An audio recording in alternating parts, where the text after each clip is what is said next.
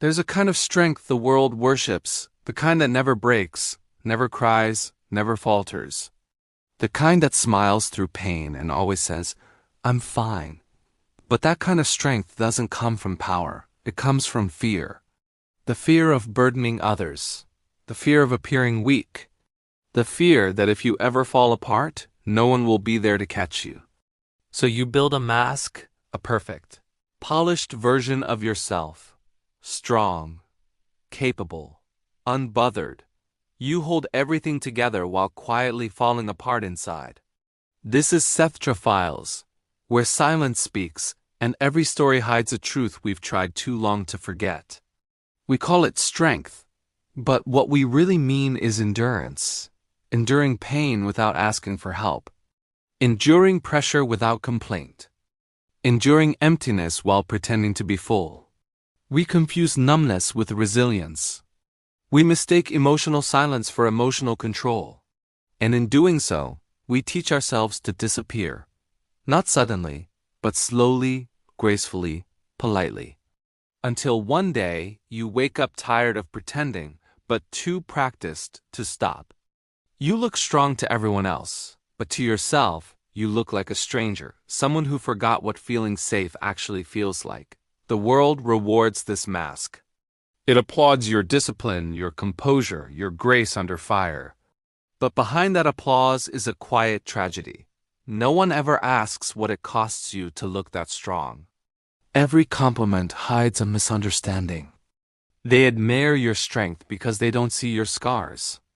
They see your calm because they don't hear the war inside your chest.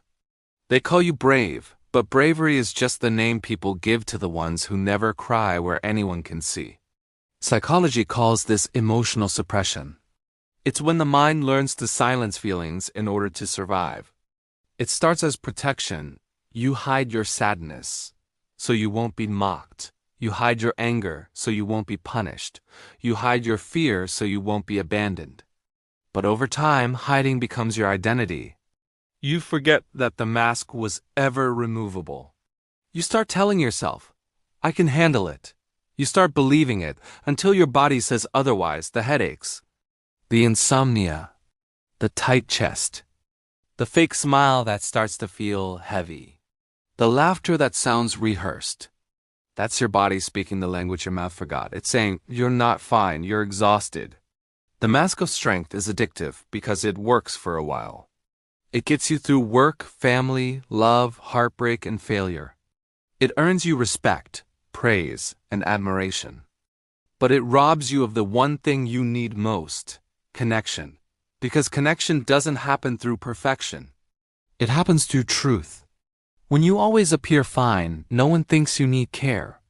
And when no one thinks you need care, you begin to starve for it quietly. You start helping others just to feel close to someone. You start overgiving to feel seen. You start rescuing people from their pain because it distracts you from your own. That's not strength. That's survival disguised as kindness. There's a difference between strength and suppression. Strength is the ability to stand up after breaking. Suppression is the inability to admit you've broken at all. Real strength doesn't hide pain. It honors it. It says, "Yes, I'm hurt, but I'm healing." It allows tears without apology. It lets people in, even when it's uncomfortable. Because being strong alone is endurance. Being strong together is healing. You've probably been told that vulnerability is weakness. That showing pain gives others power over you. But the truth is the opposite. Vulnerability is not giving power away, it's reclaiming it. When you say, "I'm not okay," you break the illusion that kept you isolated. You remind the world, and yourself, that you are human. And that reminder is the first step toward freedom. The strongest people you'll ever meet aren't the ones who never fall apart.